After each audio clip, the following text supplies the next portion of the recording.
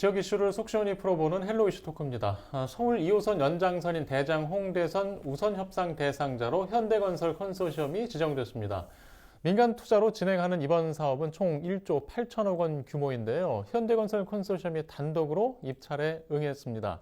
인천에선 청라 연장 사업에도 탄력을 받게 됐다는 분석입니다. 오늘 자세히 이야기해 보도록 하겠습니다. 함께할 두 분 소개합니다. 이도영 청운대 연구교수와 박정산 전 부천시 의원 나오셨습니다. 안녕하십니까? 네, 안녕하세요. 반갑습니다. 네, 일단 그 현대건설 컨소시엄이 우선 협상 대상자로 지정이 된 내용인데, 일단 애초에 이제 민간 투자를 먼저 제안한 바 있잖아요. 네. 일단 어떤 조건이었는지 그 개요부터 좀 살펴보고 시작하겠습니다. 이제 지난 2월 9일 이제 현대건설 컨소시엄이 이제 대장 홍대선 우선 협상 대상자로 이제 선정이 됐잖아요. 근데 2021년도 하반기에 사실은 이제 재정을 투입해서 하려고 했던 이 사업이 네. 되게 지지부진했었습니다. 그런데 이제 현대건설이 이제 민간 제한 사업을 이제 국토부에 제안하면서 그게 이제 건물사를 타고 또 그 지역에 이제 더불어민주당 서영석 국회의원이 되게 노력을 많이 하셔가지고 결국 이제 이렇게 추진이 됐는데요.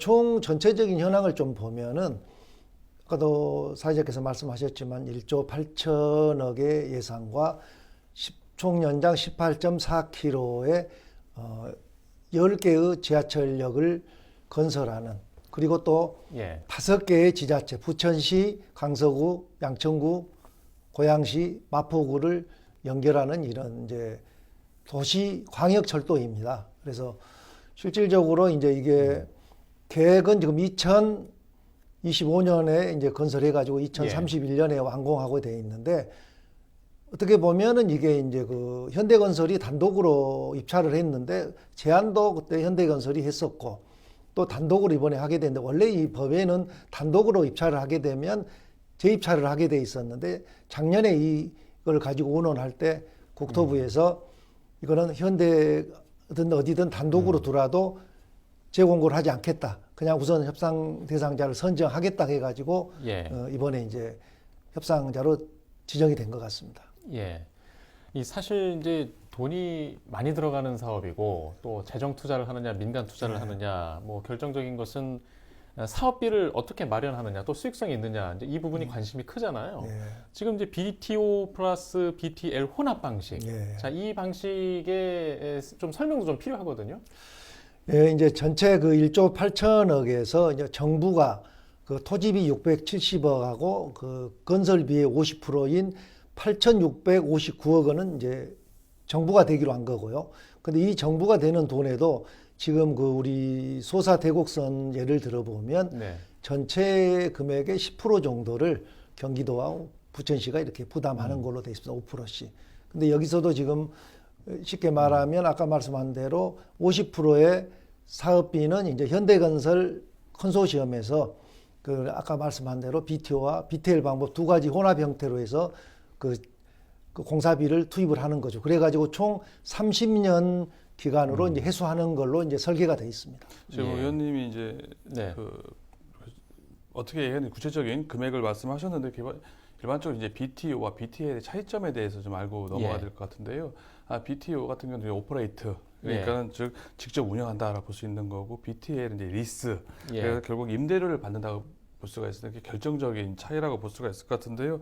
하지만 현재 지금 BTL, 리스라고 하더라도 사실상 사용료를 직접 징수하는 형태를 취하고 있기 때문에 사실상 예. BTO, 예. BTL에 있어서는 민간업자한테는 큰 차이점은 없게 현실적으로는 예. 지금 적용이 되고 있습니다. 하지만 BTO 수익형 모델, 그리고 BTL 임대형 모델은 건설 단계에서 공사비를 반영된 물가 예. 변동분을 어떻게 예. 보전하느냐에 대해서 또 차이가 있습니다. 무슨 말씀이냐면은 BTO는 소비자 이제 물가 지수에 연동해서 예. 물가 변동분을 이제 충당하는 반면에 BTL 같은 경우는 GDP 디플레이터, 그러니까 국내 총생산에 연계해서 모든 가격 지수에다가 반영을 해서 물가 변동을 반영하기 때문에 사실상 민간업자한테 물가 변동에 대한 그걸 얻으려면은 사실 BTO보다는 예. 이제 BTL이 훨씬 더 이제 유리한 상황이 되는 겁니다. 즉 혼합형은 단순 BTO보다 자재가 폭등, 외부적인 예. 요인에 있어서 안정적으로 대처할 수 있기 때문에 지금 이제 민간업자들은 혼합형을 선호하는 추세라고 볼 수가 있고요. 예. 이번에 바로 그렇게 됐다고 볼 수가 있을 것 같습니다.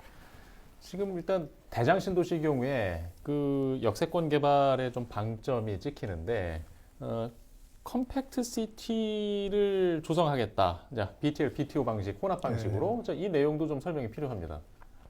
지금 이제 그 대장 홍대선이 이제 민간 제한 사업으로는 처음이거든요. 국내에서 처음으로 하고 있는데 이제 그러다 보니까 이제 염려들이 되게 많거든요. 민간 사업을 하게 되면 되게 예. 그 운임이나 이런 사업비에 대한 보존이 있기 때문에 이게 좀 정부에서도 되게 나름대로 이제 주저하는 부분들이 있었는데 이번에는 예. 이제 실질적으로 그런 시민들의 부담을 완화시키기 위해서 역세권 주변, 그러니까 지상 공간에 뭐 주거 공간을 만들든지 아니면 상업 시설을 만들어 가지고 고밀화 해 가지고 거기에서 어떤 수익을 내는 그런 모델도 만들게 되면은 그 민간 그 운임 부담이 줄지 않겠느냐.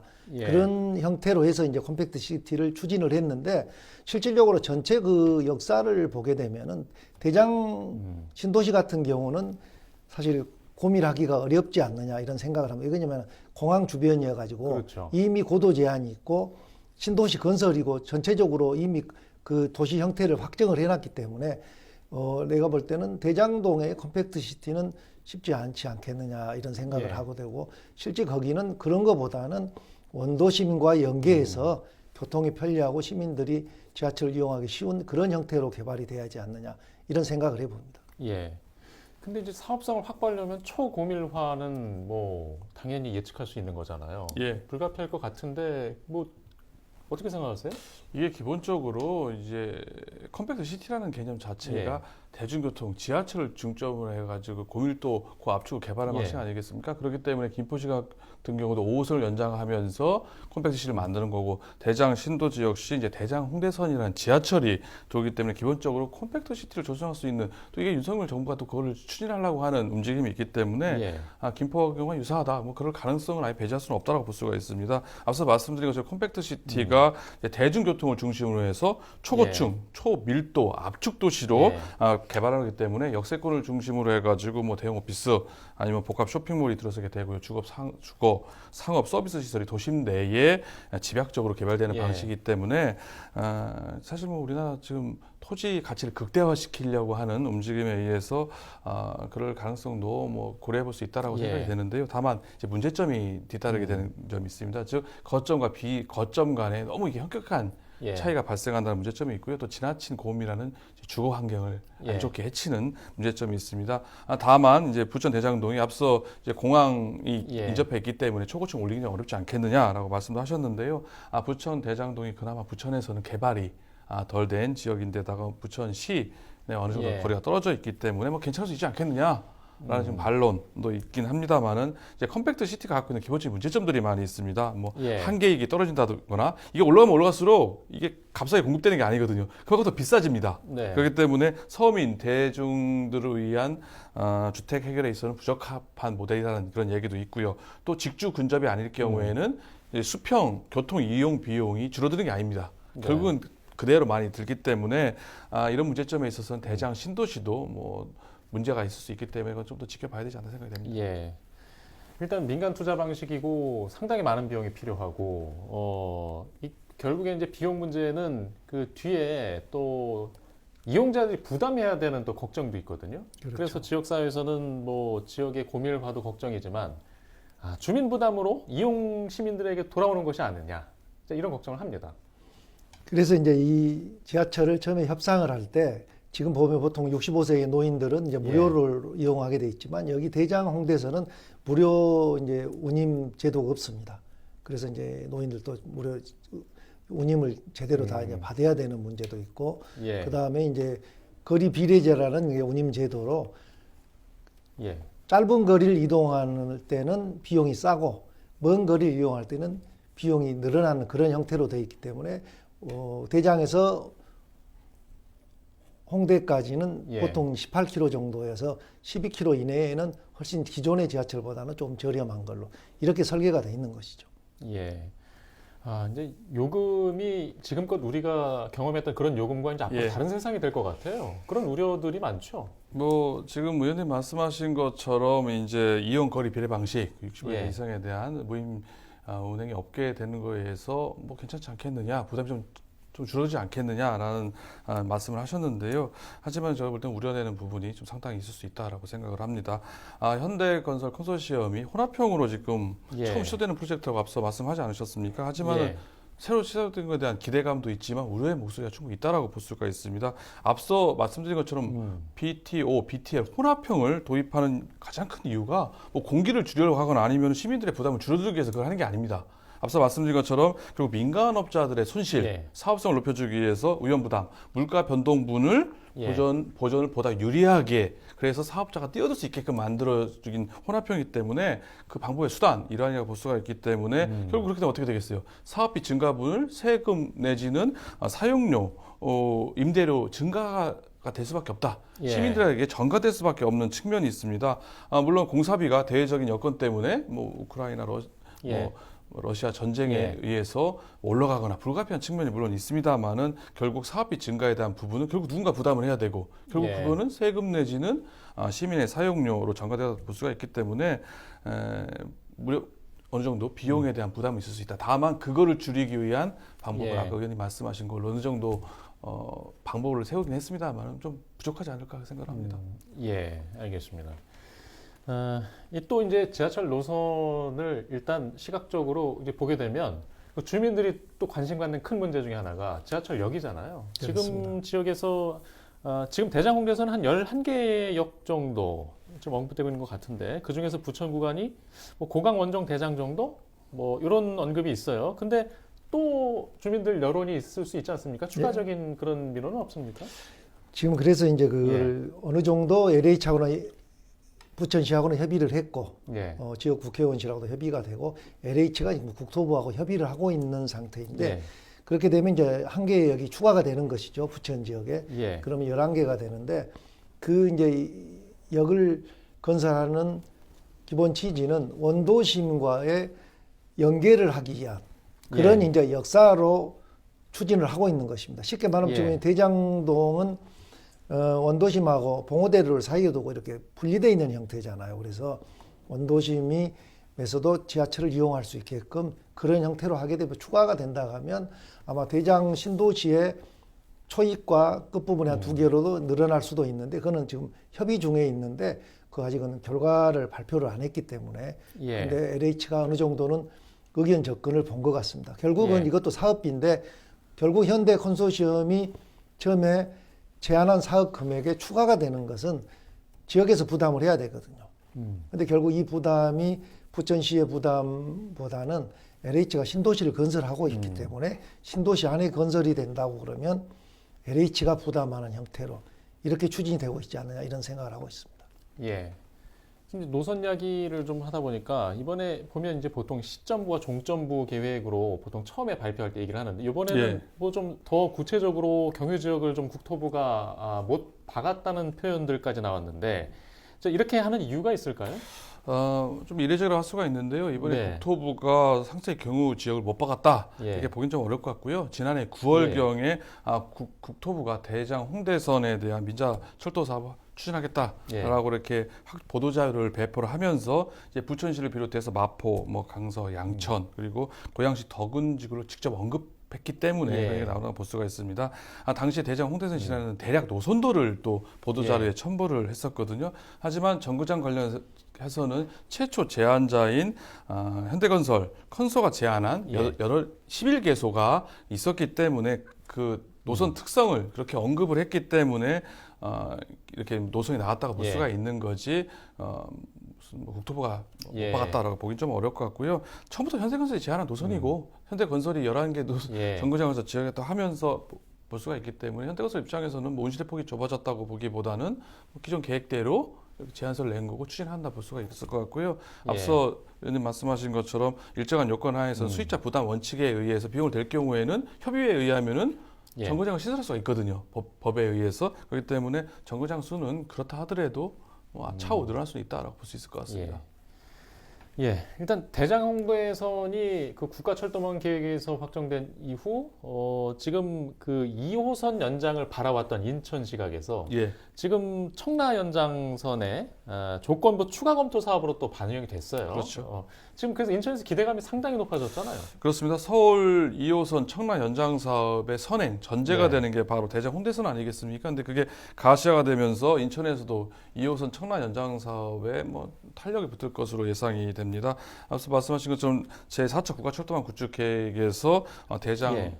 홍대선이 사업이 확정된 후에 관계 지자체, 민간업체 협의를 거쳐서 최적 대안으로 뭐 추진한다라는 부대 의견이 달렸기 때문에 즉 노선 협의를 잘 마치게 될 경우에는 추가 검토 사업이 아니라 본 사업으로 추진할 수 있기 때문에 인천에서는 뭐 적극적으로 예. 나설 수밖에 없다 볼 수가 있습니다.